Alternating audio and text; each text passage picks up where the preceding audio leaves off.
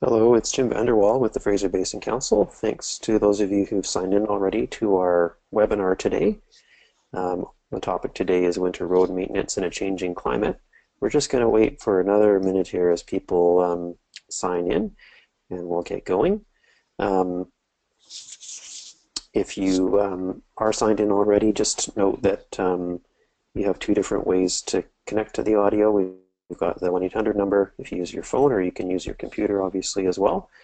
Also keep in mind there's while the presentation is happening that there is a question box on the side, so if there are questions that come to you, feel free to type those into the question box as we go, and our speaker will answer it towards the end of the presentation. If you're having any technical difficulties at all, feel free to send an email to my colleague Elena Chia at fraserbasin@gmail.com.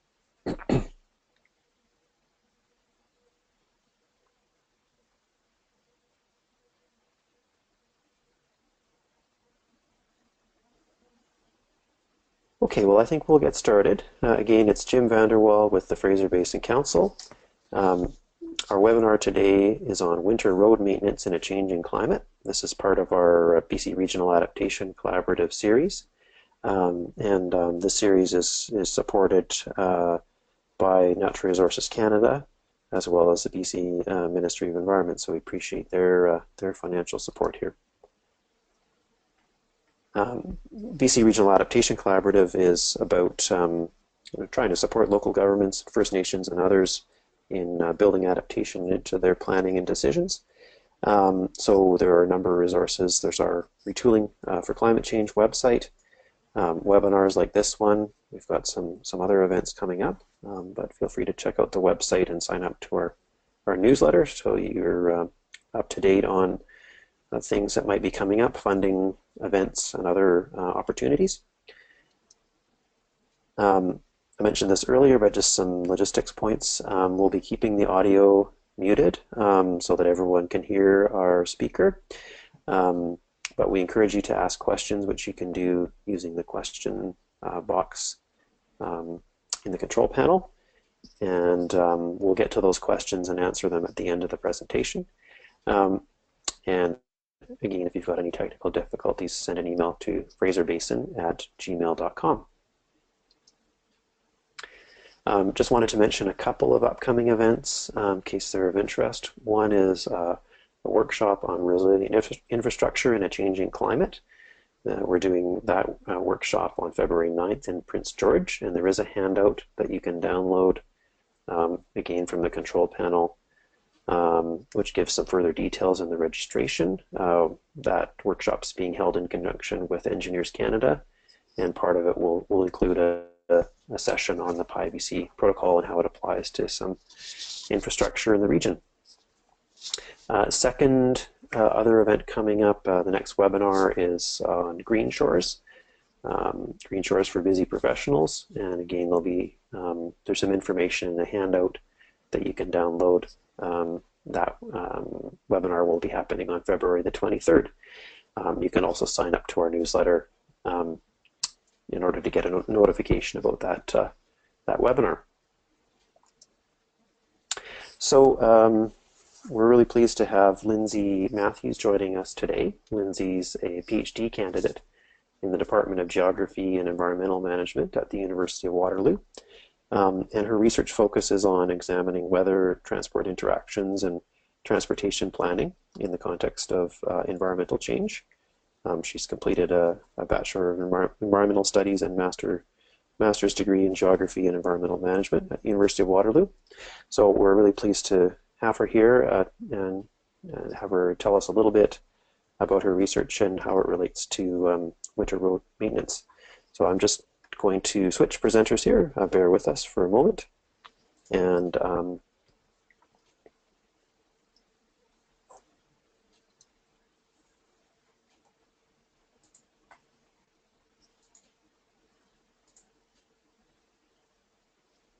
Thanks, Jim. Can you see my screen okay? yeah, it looks great. Okay, perfect. Thank you very much. So yes, as Jim mentioned, we're here to talk about climate change and winter road maintenance in Prince George, British Columbia. Jim had mentioned at the beginning that there's going to be a workshop on infrastructure and climate change.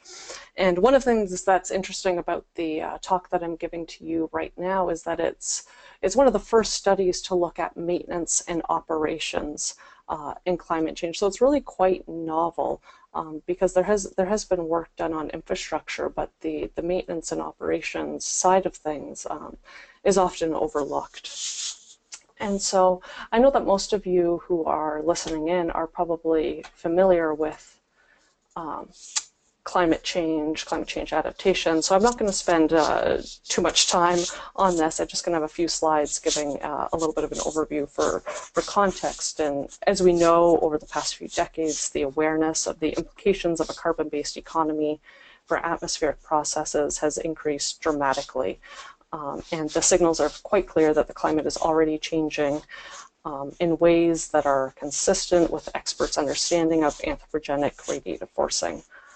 Various data sets have been compiled and quality controlled to paint a picture of the key climate variables, and these models are continually improving as time goes on. So at first I'm just going to show you some general, these are from the Natural Resources Canada, Canada in a Changing Climate. Just to overall a picture of Canada, we see that from the 1950s to 2010, we have seen increases in temperature basically across most of the entire country, especially in BC.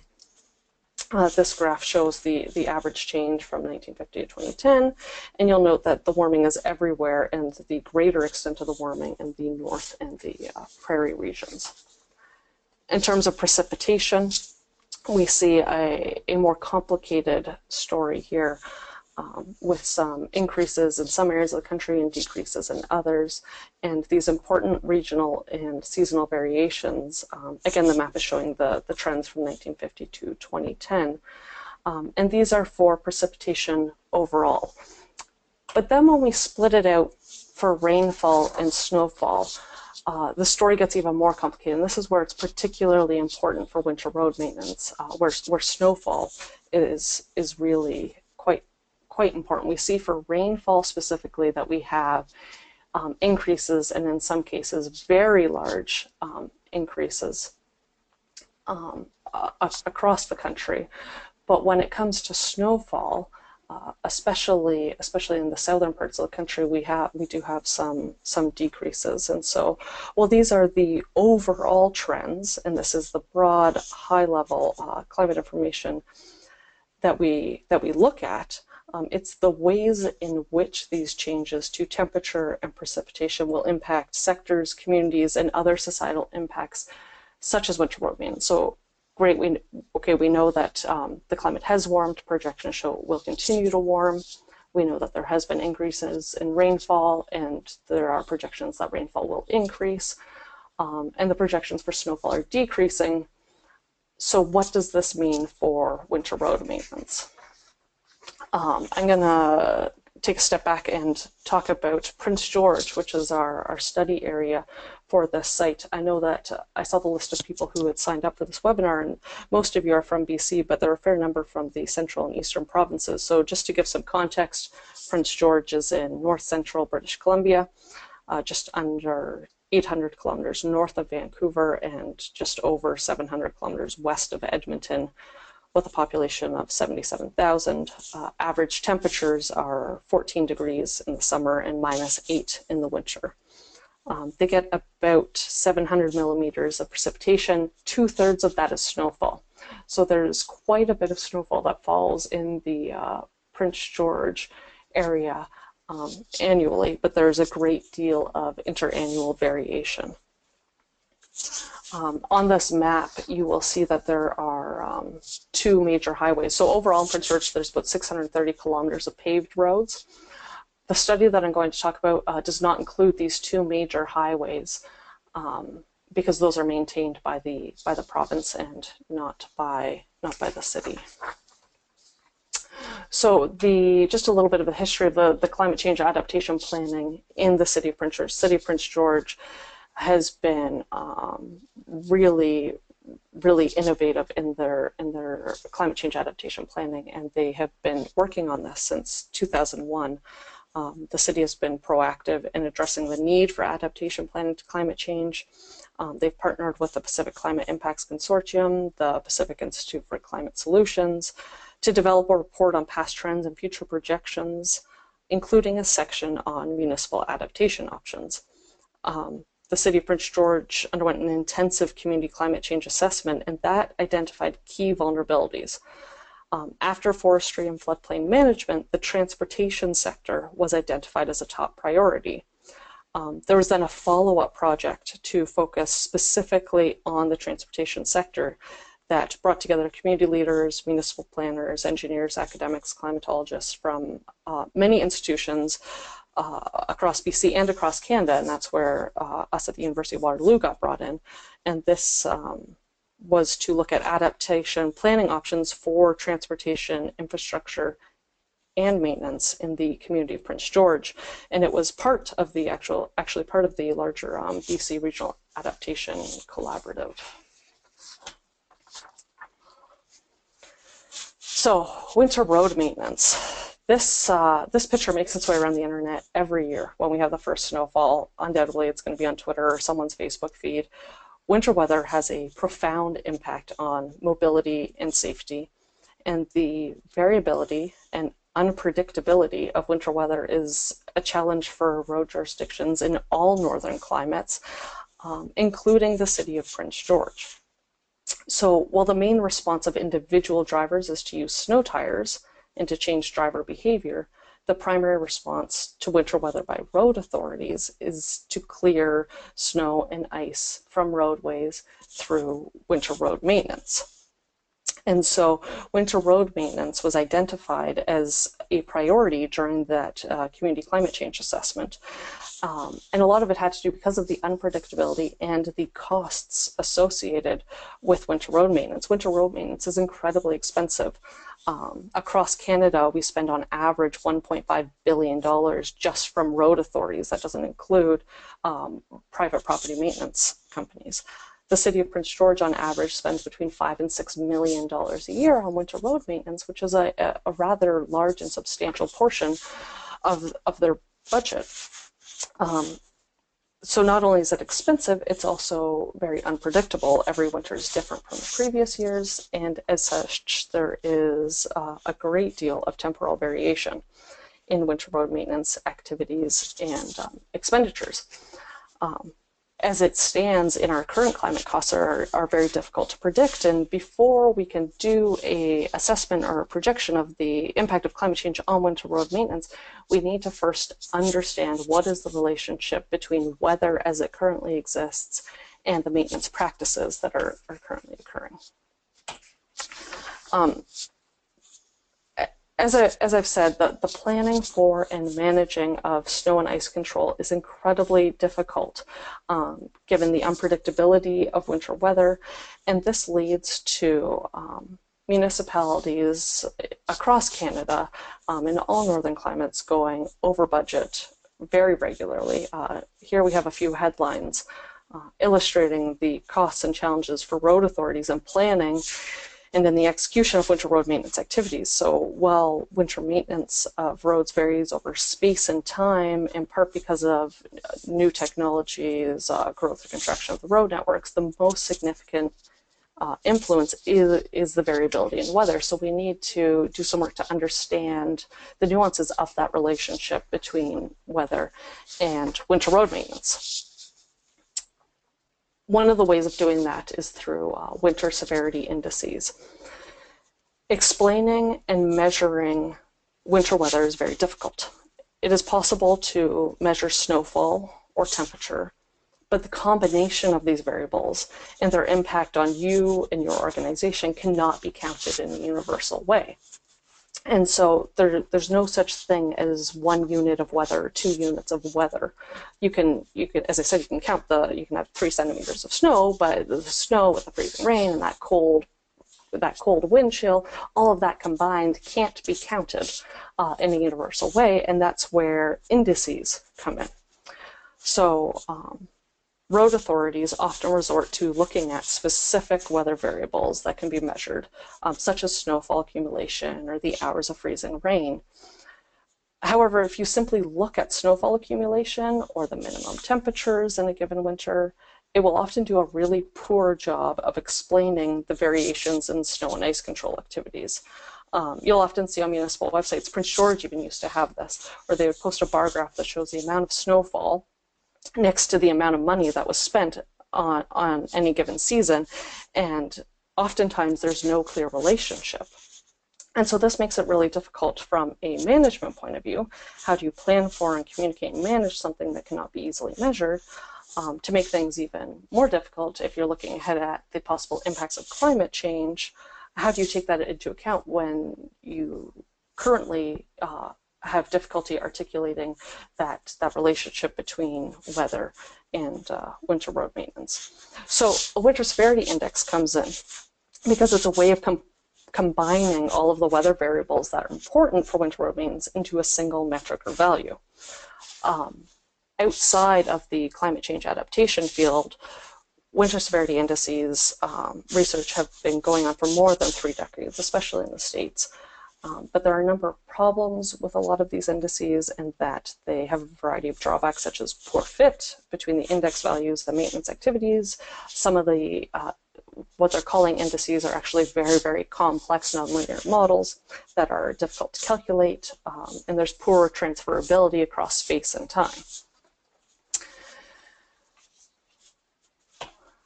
And so what we strive to do in the study was to develop a winter severity index that could be used to explain the variations in winter road maintenance expenditures, but also have that index use variables that we could get from climate change projections, so that we could project the future implications of climate for winter road maintenance in Prince George.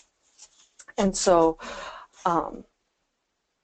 as I've stated before, the relationship between weather and winter road maintenance isn't always well understood. And so, while we have some really fantastic climate modeling, GCMs that have been developed, and fantastic projections, really cutting edge, we still need to establish that clear relationship between the weather as it stands and winter road maintenance activities before we can even get to the climate change piece. So the first step in developing or establishing that relationship was to develop this index. And in the project, we were looking at winter road maintenance and safety, but I'm just going to talk about the winter road maintenance piece here. This framework that you see, we'll come back to it a little bit later, but there are many applications of this approach, both inside and outside of transportation.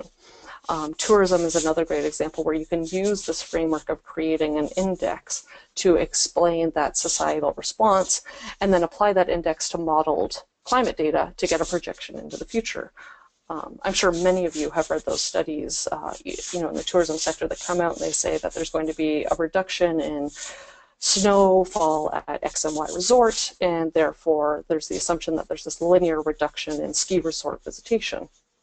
But that simply isn't the case, because it's a combination of weather variables that need to be combined before you can to find that relationship between weather. It's not just the total amount of snowfall in the year that's important. It's the number of days with certain amounts of snow that is really more important, and that's where the index comes in. So for the winter road maintenance example, our goal is to develop a WSI that could be used across space and time and would be easy to calculate.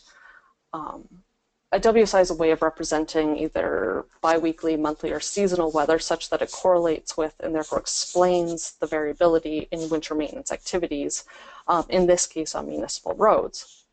And the way that a WSI works is it classifies each day to one of these possible weather attributes, whether that's snowfall or ice warnings, and then it gives a score to that day. It's a classification and regression problem. But the first step is to choose which weather variables are important for your response variable. So in the example I'm going to go through, we're talking about annual expenditures on winter road maintenance. And I'll get to why we chose that later, but you could do this exact same process for equipment hours, plow distance, salt use, sand use expenditures. And you can also select which of these weather variables on the left-hand side is your inputs or your explanatory variables. Which ones do you choose based on data availability and based on the purpose? So we started with this list of explanatory variables, and then based on data availability and the purpose of the study, it got reduced, and for Prince George, we ended up using just snowfall and the potential for icing. The reason why we selected just these two variables is because the purpose of the research for Prince George was to explore the possible impacts of climate change on winter road maintenance. And as such, we had to stick with weather variables that could be available in the climate models. And so at the time, this meant that we were essentially constrained to snow, rain, and temperature.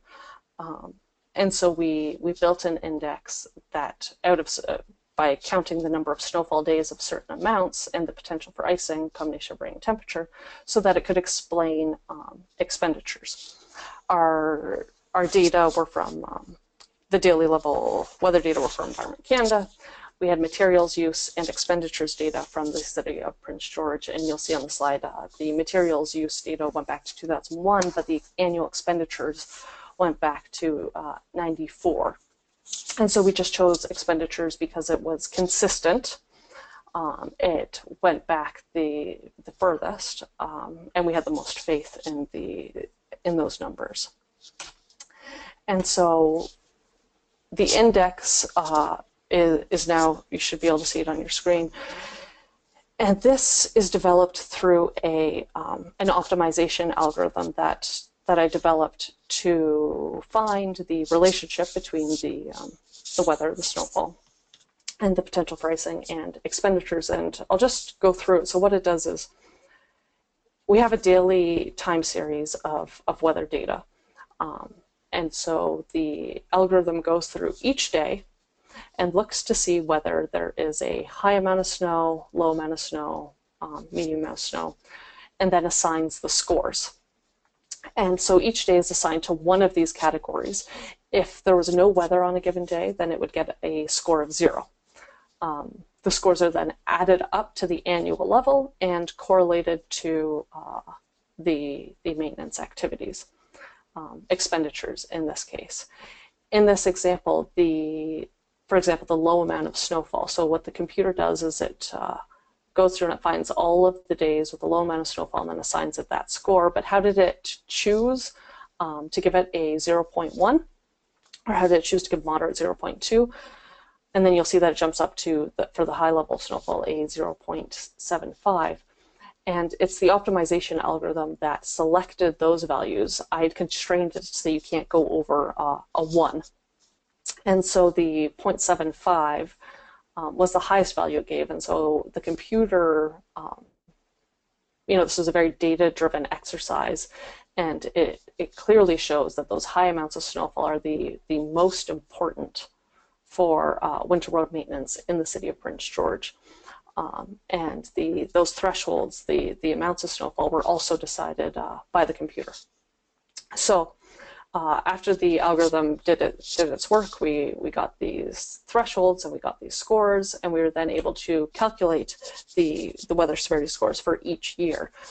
These are all on an annual basis, not on a climatic winter season, but from January 1st to December 31st, because that's how budgets run. And we could see that the index that we developed has a very clear relationship with the amount of money that was spent. And so the bar shows the index scores, and the black line shows the millions of dollars, which were adjusted to 2012 dollars to adjust for inflation. If we go to the next slide, here we have the regression, which shows that over the study period, the index is explaining effectively 93% of the variability in winter road maintenance expenditures can be explained by the winter severity index. And for this type of work, a R-squared of 0.93 is considered quite fantastic. And so now we have clearly established that relationship between weather and expenditures, and we are ready to go on to the next step. But I want to step back for a moment and just talk about the WSI, the Winter Severity Index, as it exists, for how it can be used for building weather risk management for weather as it currently exists. And so if someone were to look at building a WSI, whether it's for their own winter road maintenance practices, or if they were for ski tourism, for whatever they were looking for, if they were to build an index for this use, these are some things that they need to keep in mind. This is, in order for this algorithm to work, the data need to be available and thoroughly quality controlled. This is the advantage of using Environment Canada data, as it's already very well quality controlled. Even so, there can be issues with instrumentation. So sometimes we found that we had missing variables, especially for snow. And in that case, we had to go look for other stations or other sources. Other issues can be human error, especially for some of the maintenance data. If it was recorded manually, or missing a decimal point can have a really big impact on the final result. So all of these things that you see on the screen are some of the issues, I guess, for that remaining 7%. These are things that aren't exactly always because of the weather. These are just other reasons for why the fit in the model is not perfect. Using the WSI. So how can Winter Severity Index be used? First and foremost, it's incredibly valuable as a communication tool. A WSI can be used to explain and justify month-to-month or year-to-year variations in maintenance activities. It can help to explain why twice as much money was spent this year compared to last year, for example. It is also an important reporting tool because each time the scores and associated maintenance activities are calculated, it's like a little mini audit for an organization, or a cross-check for maintenance reporting. Looking at the historical trends in seasonal WSI scores can lead insights into the range of winters that may be experienced in jurisdiction. This can help inform budgeting decisions and long-term strategic planning, as a jurisdiction can see how consistent or variable their winter weather actually is. Recently, there's been a lot of interest in using WSIs in negotiations for winter maintenance contracts. This is especially true for provinces and state road authorities who contract out winter road maintenance on long-term, often fixed-price contracts. In those cases, contractors are paid the same amount annually for, say, 10 years, regardless of how severe a weather they've experienced is. A tool such as WSI can be used in building those contracts, so they would only be paid perhaps a lower amount annually, and then given a premium when the WSI values are abnormally high. So again, just to review how we came up with our index, our method has a number of improvements over the previous indices that have been used, in that ours is fully customizable, simple to calculate with input data that are readily available and or can be substitutable. There's a strong direct relationship between the index and the measures of maintenance activity, which is expenditures in this case. It's relatively simple to communicate, and it provides a decision support tool. Again, it's fully customizable for different maintenance variables. So if you're interested in salt use, we could redo the index just for salt use, or if you're aggregate, you could redo it just for aggregate. It's fully customizable for different spatial resolutions, local, regional, provincial.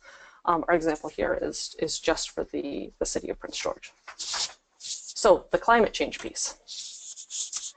Now that we have developed our index, it was time to get our climate data.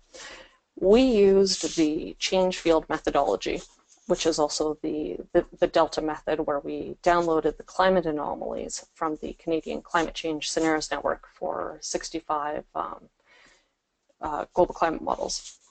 Some people may be wondering why we didn't use direct model outputs from RCMs or GCMs, or why we didn't use some other form of statistical downscaling. And I actually did. And if you're interested, you can just Google my master's thesis, which is winter road maintenance in the city of Prince George. And you will see that I compared 3 different methods of doing this analysis, 3 different methods of getting climate change data. And we found that the difference between whether we use direct outputs from RCMs or GCMs, as long as it's for the same model run, the results were virtually the same. And so we decided to stick with this change field methodology, or CFM approach, for a number of reasons, because it's easy to calculate, it allows for a large range of projections, the anomalies are widely available online, and it's optimal for providing a range of projections. So the way the climate change methodology field method works is we have our daily level environment Canada data from going back to 1974. And so for every day, we have our temperature and our precipitation. And then what we would do to every single day is we would take one of these anomalies. So I'm not sure if you can see my mouse, but I'm looking at the little triangle at the bottom from one of the A2 scenarios that shows that there would be 1.4 degrees of warming on average, and about an 11%, 12% decrease in precipitation.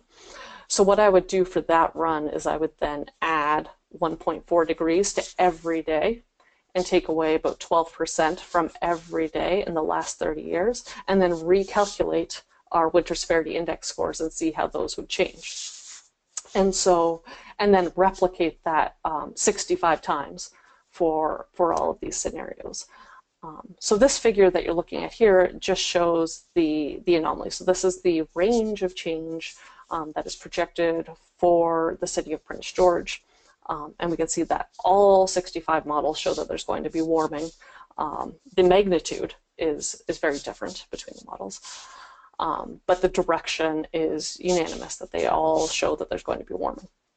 When it comes to precipitation, there are about 7-8 models that project possible decreases, but the vast majority show increases. Again, the magnitude changes depending on the model and the run and the scenario.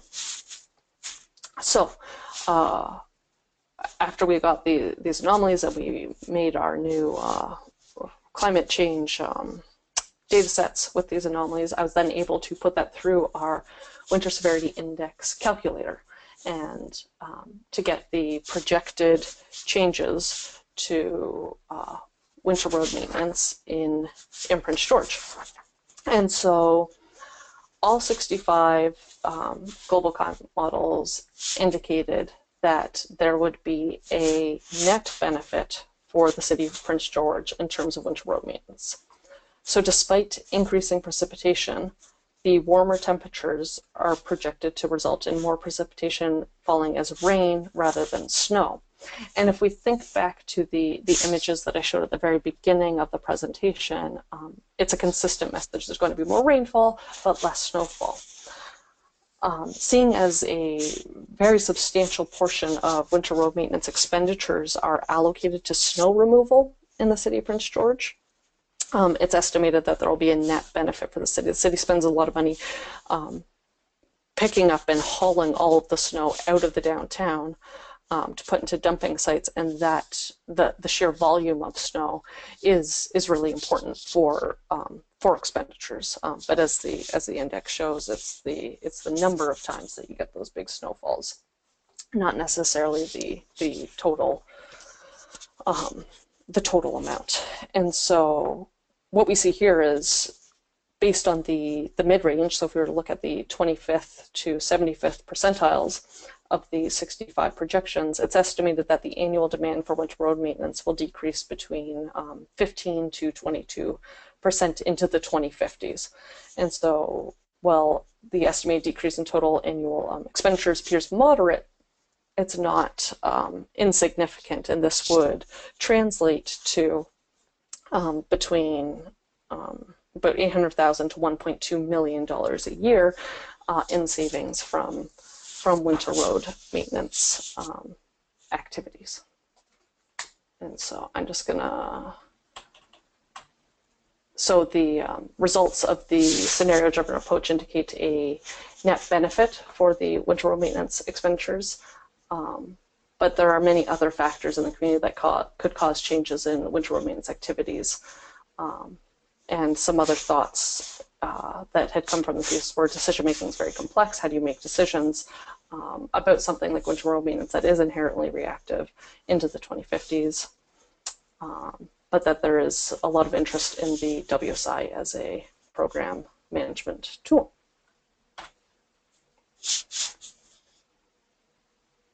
Great. Thanks very much, Lindsay.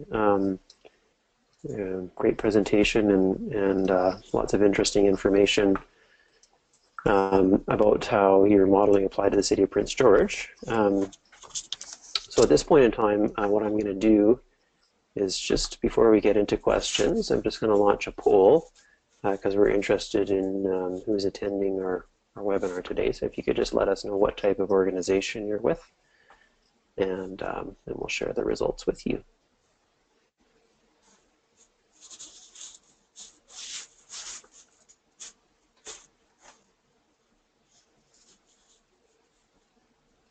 Great.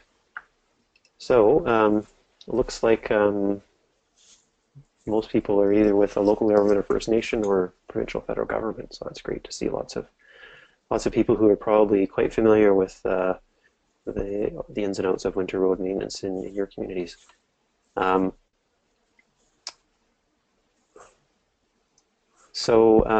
As you can see, there's a question box here. If you do have questions, feel free to ask them, and I'll read the question out for Lindsay to answer. The first question here is, if a city was interested in developing their own model, their own winter severity index, similar to what you did for the city of Prince George, where would they start? That's a great question. I mean, the very first place to start is to see what data do you have available. So you need, so weather data, those input variables, would be the very first place to start. It depends where you're located, so I don't want to say most large cities have a Environment Canada station that they can get their data from easily. Other options are road weather information systems to get your weather data. The second piece, which in my experience has been more difficult for municipalities, is their maintenance data.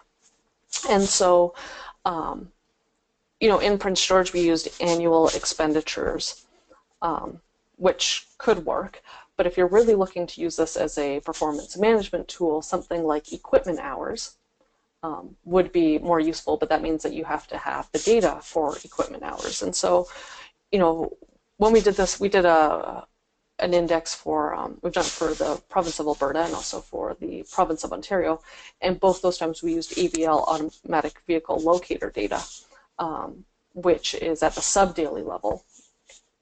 And we built our index off of that.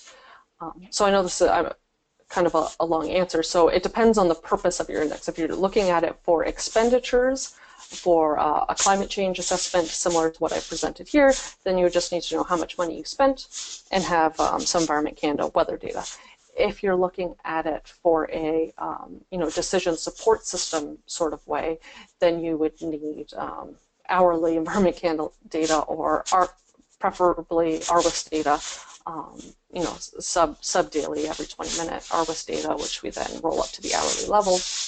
And then we can get things like hours of freezing rain, hours of snowfall, and add those into the index to make it more robust.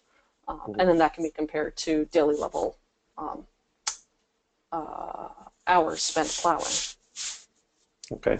And is the model that you developed, is it publicly available, or is it somewhat proprietary?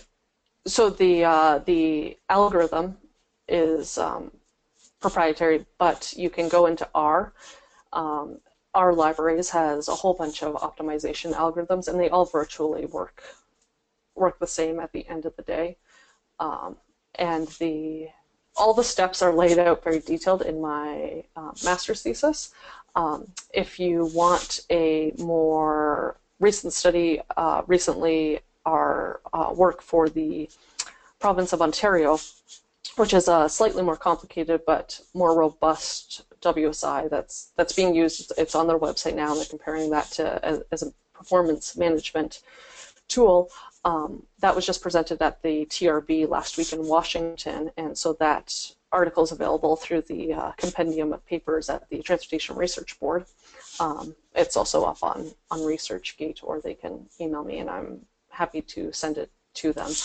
There's also one that we did for Alberta that'll be coming out in the Journal of Cold Regions Engineering next month, which also goes through the steps that can be taken to replicate this.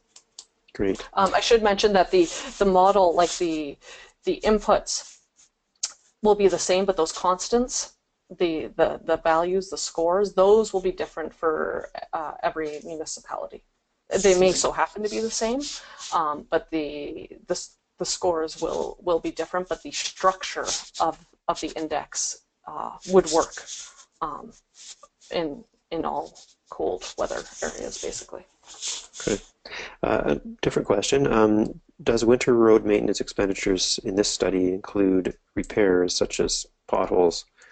Changes in climate are likely to affect these costs, and can these be included in the model? No, in this, I do not believe that the costs for winter road maintenance repairs such as potholes are included. There had been talk of making a road weather deterioration index, which would be very similar to what we had done, but then you could add in different things like, because potholes are developed not only because of the weather, but also the snow plows and the traffic. And so if you include those, such as the number of runs, perhaps a snowplow went over an area of road, you could then come up with we were calling it a road weather deterioration or pothole index. Basically, you can choose what your response variable would be and rerun the code to get new constants and new thresholds for an index. Mm-hmm. Do you think the WSI could be used in conjunction with weather forecasts for short-term planning, day to day or week ahead type planning?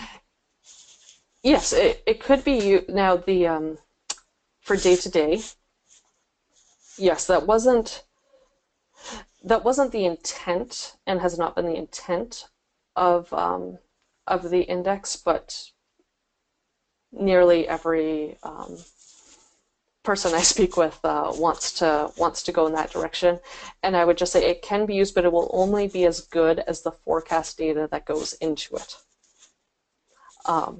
So if the forecast is off, then the index score would be off.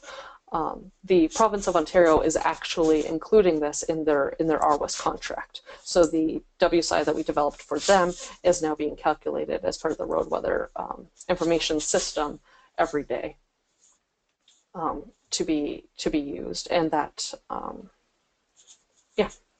Okay, great.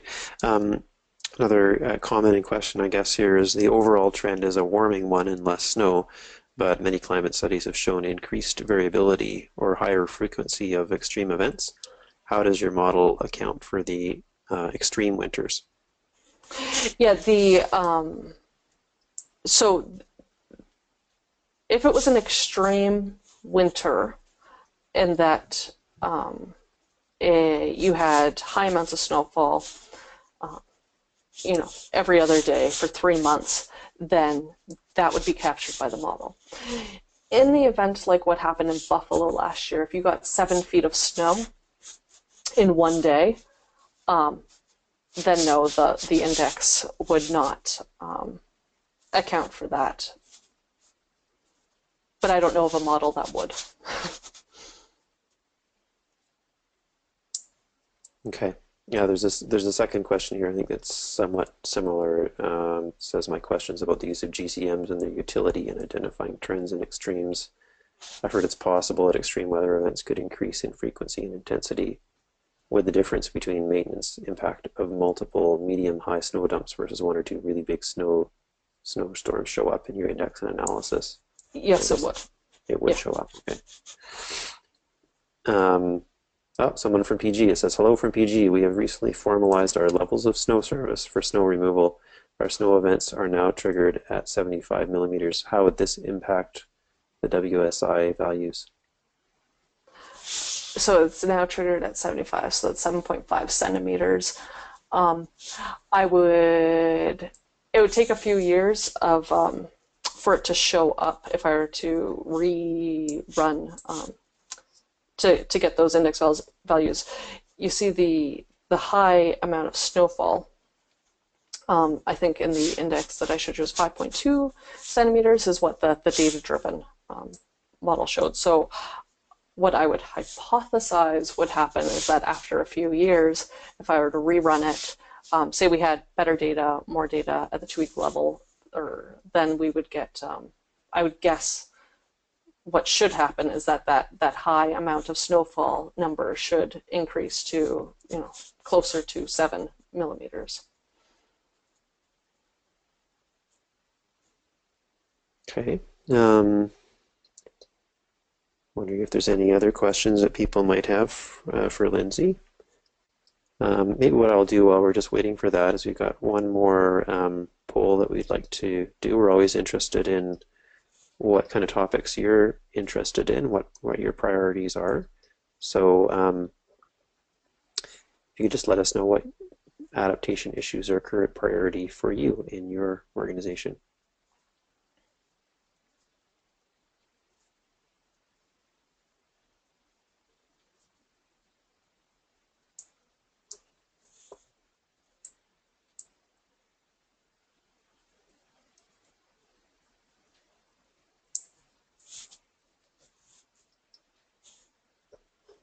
Okay, so it looks like, not surprisingly given the audience, that transportation infrastructure is important, but also flood risk followed by wildfire and drought. So appreciate your feedback as we look at our upcoming topics.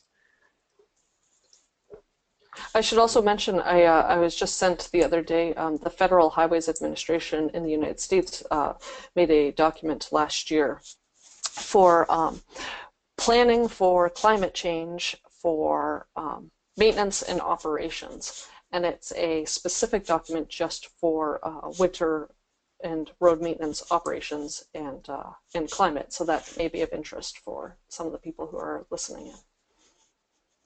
Great.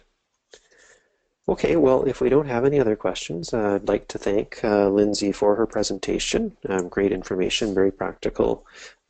We know that local governments get lots of phone calls about winter road maintenance, snow removal, whether it's happening or not happening. And so there's lots of interest in how a future climate might affect this. I appreciate your presentation, Lindsay, and thank you everyone for your great questions and interaction around the presentation. Thank you. Have a great afternoon, everyone.